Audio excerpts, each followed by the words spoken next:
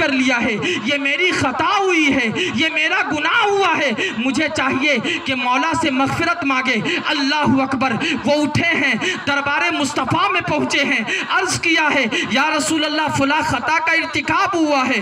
آقا کریم صلی اللہ علیہ وسلم نے سننے کے بعد اپنے رخ زیبا کو پھیر لیا، پھر وہ دوسری سمت جاتے ہیں، آقا کے رخ زیبا کی طرف جاتے ہیں، عرض کرتے ہیں یا رسول اللہ فلاں خطا کا ارتکاب ہوا ہے۔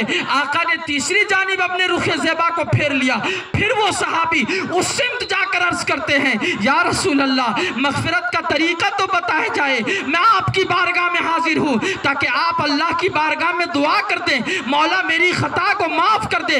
اللہ اکبر، زبان مصطفیٰ خاموش تھی، اللہ نے حضرت جبریل کو وحی لے کر بارگاہ مصطفیٰ میں بھیجا اور ارشاد فرمایا اقیم الصلاۃ طرفی النہار وزلفا من اللیل ان الحسنات یذہبن السیئات، نماز قائم کرو دن کے دونوں طرف اور رات کے حصے کے اندر، یقیناً نماز جیسی عبادت گناہوں کو مٹا دیا کرتی ہے۔ پتہ کیا چلا، اگر صحابہ سے لغزش ہوتی تو مغفرت کی بھیک مانگنے کے لیے در مصطفیٰ پہ حاضر ہوا کرتے، آقا کی بارگاہ میں حاضر ہوتے، اس حاضری کے بعد اللہ ان کی خطا کو معاف کیا کرتا تھا۔ ذرا سوچو تو صحیح، لیکن آج معاشرہ کیا کہتا ہے کہ ہمیں گناہ تو اللہ کی ہے، خطا تو مولا کی ہے، کیا ضرورت ہے کسی کی بارگاہ میں جانے کی، کیا ضرورت ہے آقا کا وسیلہ لینے کی، کیا ضرورت ہے محبوب کے وسیلے سے مولا کی بارگاہ میں پہنچنے کی۔ اے میرے ملت کے جیالو، آپ کو اسلام سے دور کیا جا رہا ہے، آپ کی فکر کو گمراہ کیا جا رہا ہے، آپ کی سوچ کو اسلامی سوچ سے ہٹایا جا رہا ہے۔ یاد رکھیں، مغفرت کی بھیک چاہتے ہیں، در مصطفیٰ سے ہی مغفرت کی بھیک ملنی ہے۔ اب آپ کے ذہن پر یہ بات آ سکتی ہے، یہ تو ممکن ہے جب آقا کے زمانے میں کوئی صحابی رہا ہو یہ کر سکتا ہے، آج ہمارے لیے کہاں ممکن ہے؟ اب تو آقا ہمارے بیچ نہیں رہے، تو اب کیا کرنا ہوگا؟ اللہ اکبر، یہ دور رسالت تک ہی محدود تھا، جس وقت آقا اپنے ظاہری حیات کے ساتھ اس دنیا کے اندر موجود تھے، اب تو یہ ممکن ہی نہیں ہے۔ اللہ اکبر، آؤ نا اب صاحب مدارک کی ایک بات سن لو۔ صاحب مدارک لکھتے ہیں کہ مدینہ شریف کے اندر ایک شخص سے گناہ ہو گیا، اور وہ انسان گناہ کرنے کے بعد آقا کے وصال کو 3 دن ہوئے تھے، در مصطفیٰ پہ پہنچا، لوگوں سے پوچھا میں آقا سے ملنا چاہتا ہوں۔ لوگوں نے کہا کیوں ملنا چاہتے ہو، کیا وجہ ہے کہ تم آقا سے ملنا چاہتے ہو؟ کہا مجھ سے گناہ کا ارتکاب ہو گیا ہے، میں چاہتا ہوں آقا سے مل کر اپنے گناہ کی بخشش طلب کر لوں۔ اللہ اکبر، صحابہ نے کہا آقا کے وصال کو 3 دن ہو گئے ہیں، اب آقا سے ملاقات بظاہر نہیں ہوگی۔ اللہ اکبر، وہ صحابی زار و قطار رونے لگے، ان کی آنکھیں بہنے لگی۔ غالباً وہ صحابی نہیں تھے، انہوں نے نہیں دیکھا تھا، در مصطفیٰ پہ پہنچے، لوگوں نے کہا آقا کے وصال کو 3 دن ہو گئے ہیں۔ وہ انسان، وہ بدوی انسان جس کو عربی زبان میں عربی کہا جاتا ہے، وہ در مصطفیٰ پہ پہنچے ہیں۔ صاحب مدارک نے لکھا در مصطفیٰ پر پہنچنے کے بعد اس آیت کو دہراتے ہیں وَلَوْ أَنَّهُمْ إِذْ ظَلَمُوا أَنفُسَهُمْ جَاءُوكَ فَاسْتَغْفَرُوا اللَّهَ وَاسْتَغْفَرَ لَهُمُ الرَّسُولُ لَوَجَدُوا اللَّهَ تَوَّابًا رَحِيمًا۔ دہرا رہے ہیں، اللہ اکبر، پڑھ رہے ہیں یا رسول اللہ خطا کر لی ہے، گناہ کر لیا ہے، آپ کی بارگاہ میں حاضر ہوں، آپ مغفرت کی سفارش کر دیں تاکہ مولا میری خطا کو معاف کر دے، مولا میری لغزش کو معاف کر دے۔ اللہ اکبر، ذرا توجہ سے سنو، یہ میری بات نہیں، یہ کسی عام مولوی کی بات نہیں، صاحب مدارک لکھتے ہیں قد نودی من قبرہ، آقا کریم کی قبر مبارک سے آواز آئی ہے قد غفر لک، اے انسان تو بخشش کے لیے آیا ہے، جا میرے وسیلے سے اللہ نے تجھے معاف کر دیا ہے۔ ذرا سوچے تو صحیح، صحابی کا عقیدہ یہ تھا کہ اللہ مغفرت کی بھیک بھی دیتا ہے تو در مصطفیٰ سے دیتا ہے۔ آج ہماری فکر کو یہ گمراہ کیا جا رہا ہے، یہ کیا ہو گیا ہے میرے معاشرے کو، یہ کیا ہو گیا میری تہذیب کو۔ آپ یاد رکھیں، ان کے بہکاوے میں بالکل نہ آئے کہ وسیلہ محمد سے کیا ہوتا ہے، وسیلہ محمد سے آدم کی توبہ قبول ہوتی ہے، وسیلہ محمد سے کیا ہوتا ہے، صحابہ سے خطا ہو جائے تو صحابہ दर मुस्तफ़ा पे पहुँचते हैं। सहाबा के बाद ताबईन से खता हो तो वो अपनी खता के लिए दर मुस्तफ़ा पे पहुँचते हैं। और क्यों ना पहुँचे? क्योंकि कुरान ने ही उसलूब सिखाया है, कुरान ने ही अंदाज बताया। और आओ ना, ज़हन करीब करो। आप ये सोच रहे होंगे ये तो मुमकिन है उन लोगों के लिए जो मदीना शरीफ के अंदर रहते हैं, ये तो मुमकिन है उन लोगों के लिए जो मक्का शरीफ में रहते हैं, जो अपनी जिनसे खता हो जाए तो वो दर मुस्तफ़ा पे पहुँचे, अपने गुनाह की बख्शिश तलब कर ले। जो दुनिया के किसी और खित्ते में रहते हैं, मदीना शरीफ से बाहर रहते हैं, मक्का शरीफ से बाहर रहते हैं, उनसे गुनाह हो जाए तो वो क्या करेंगे? उनके गुनाह की बख्शिश की क्या सूरत होगी? अल्लाह अकबर। हाँ, उसमें भी दो गिरोह हैं। एक मालदार का गिरोह है, वो तो पैसा खर्च कर कर मदीना शरीफ पहुंच जाएंगे, मक्का शरीफ में हाजिरी हो जाएगी, लेकिन जो गरीब बंदा है वो तो परेशान होगा। उसके गुनाह कैसे बख्शे जाएंगे? उनकी खताएं कैसे बख्शी जाएंगी? तो याद रखें, आप ना घबराएं। कुरान जो इंसान की जिंदगी के लिए उतरा है, इंसान की रहनुमाई के लिए उतरा है, इंसान की हिदायत के लिए उतरा है, उस कुरान को पढ़े तो, उस कुरान को समझे तो सही। उस कुरान के अंदर आपके हर मर्ज का हल मिलता हुआ नजर आएगा, आपकी हर परेशानी से निजात मिलती हुई नजर आएगी। आओ ना, कुरान की दूसरी आयत को पढ़ो। कुरान कहता है अगर बंदा दुनिया के किसी खित्ते में हो, गरीब हो, तो वो घबराए ना, बेचैन ना हो, बेकरार ना हो, बल्कि अपने महबूब का हाल तो ये है। कुरान कहता है मेरे रसूल पैगंबर का हाल तो ये है, अन्नबी औला बिल मोमिनीना मिन अनफुसिहिम, नबी का हाल तो ये है, उसकी शहरक से, उसकी जान से भी ज्यादा अगर दुनिया में कोई करीब है तो वो मेरा महबूब है। अल्लाह अकबर। जरा सोचो, जरा समझो, जरा गौर करो। आकाए करीम का हाल ये है कि मोमिन की शहरक से ज्यादा करीब है, मोमिन की जान से ज्यादा करीब है। आप सोच रहे होंगे हमारी जान से कैसे करीब हो सकते हैं, हमारी शहरक से भी ज्यादा करीब कैसे हो सकते हैं?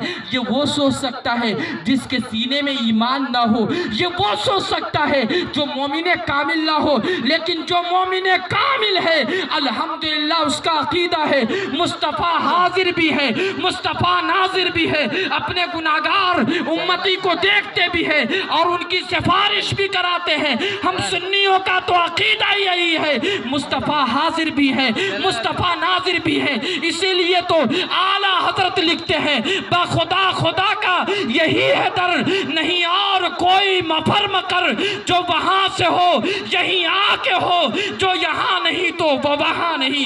जो मुस्तफ़ा की दर से भीख पालेगा अल्लाह उसे बख्श देगा, लेकिन जो दरे मुस्तफ़ा से भीख ना पा सके, मुस्तफ़ा की बारगाह से अपनी जिंदगी को वाबस्ता ना कर सके, तो याद रखना वो पूरी जिंदगी अपने गुनाहों के अंदर फंसा होगा, मौला उसकी बख्शिश नहीं फरमाएगा। ऐ मेरे मिल्लत के जियालो, आकाए करीम सल्लल्लाहु अलैहि वसल्लम के प्यारे दीवानों, मैं पैगाम देना चाहता हूँ, मैं फिक्र देना चाहता हूँ। आने वाली जो शब है जिसे शब बारात कहते हैं, आप उसका एहतमाम करें। आज हाँ, हमारे मुआशरे के अंदर ये बात भी डाली जा रही है, लोग हलवा पकाते हैं और खाते, मैं उससे मना नहीं करना चाहता, मैं याद दिलाना चाहता हूँ हलवा पर क्यों एतराज़ करते हो? हलवा खाएं हम, पेट में दर्द आपको क्यों होते हैं? क्या मेरे पड़ोस में रहना हजम नहीं हो रहा है? याद रखें, आप अपने हाजमा को मजबूत बनाएं, हलवा हम खाएं, दर्द तो हमें होना चाहिए, तकलीफ आपको क्यों हो रही है? ज़रा इससे सबूत मांगते, सबूत तो दें। याद रखें, बहुत सारी चीज़ें ऐसी हैं जिसके लिए इस्लाम में सबूत की ज़रूरत नहीं है।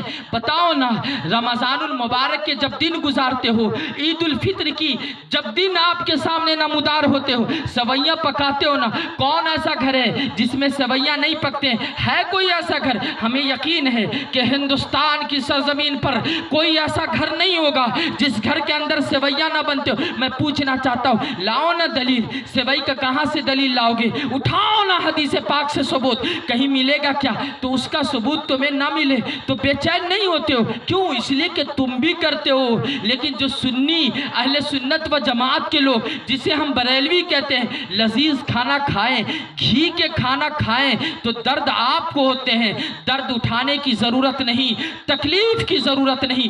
किसी आलिम عالم نے آج تک یہ نہیں کہا شب برات کا حلوہ ضروری ہے. آج تک کسی عالم نے کہا ہو تو بتاؤ. کسی نے آج تک یہ نہیں لکھا شب برات میں حلوہ پکانا ضروری ہے. نہیں، لیکن ہاں لذیذ کھانا اگر کوئی پکا رہا ہے نا، مبارک رات ہے، پکانے دو نا بھائی. ہاں تمہیں ملتا تو کھاتے بھی ہو دبا کر. احساس مردہ ہو چکا ہے کیا؟ سمجھتے ہو اگر ناجائز ہے تو کھاتے کیوں ہو؟ چھوڑ دو نا. اے میرے جیالو، میرے بزرگوں، عزیز بچوں، آپ سے پیغام دینا چاہتا ہوں، ان کے بہکاوے میں نہ آئیں، ان کے گمراہیت میں نہ پھنسیں. ان کے بہکانے میں بالکل جانے کی ضرورت نہیں. یہ ایصال ثواب ہے کیا؟ یہ فاتحہ کیا ہے؟ شب برات کے اندر جو ہم فاتحہ کرتے ہیں یہ کیا ہے؟ یہ ایصال ثواب کا ایک انداز ہے، ایصال ثواب کا ایک طریقہ ہے. ایصال ثواب پر ثبوت چاہیے. آؤ نہ قرآن سے بھی ثبوت ملیں گے، احادیث مصطفیٰ سے بھی ثبوت ملیں گے، علماء کے اقوال سے بھی ملیں گے. یہ اصل میں شب برات کا جو حلوہ ہے وہ حلوہ ایصال ثواب کی شکل ہے. فاتحہ کیا ہے؟ حقیقت میں ایصال ثواب کی شکل ہے. اس شکل پر تم اعتراض کرتے ہو. ایصال ثواب کے تعلق سے قرآن کی کئی آیتیں موجود ہیں. اے میرے بزرگوں، نوجوان ساتھیوں، آپ ان کے بہکاوے میں بالکل نہ آئے.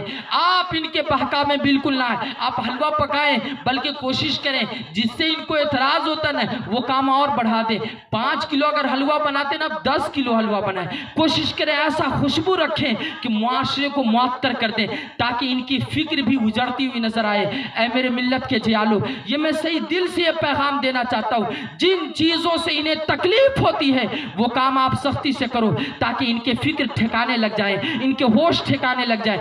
آپ تو دلیل ان سے مانگو. اور ہاں یہ بات بھی یاد رکھیں، اسلام میں کسی کام کے ناجائز ہونے پر دلیل چاہیے، کرنے پر اسلام نے کہیں دلیل نہیں دیا. بتاؤ نا، آپ ککری کھاتے ہو، یہ ساگ کھاتے ہو، یہ بتھوا کھاتے ہو، ان سے پوچھو نا کہاں قرآن میں لکھا ہے کہ بتھوا کھانا جائز ہے؟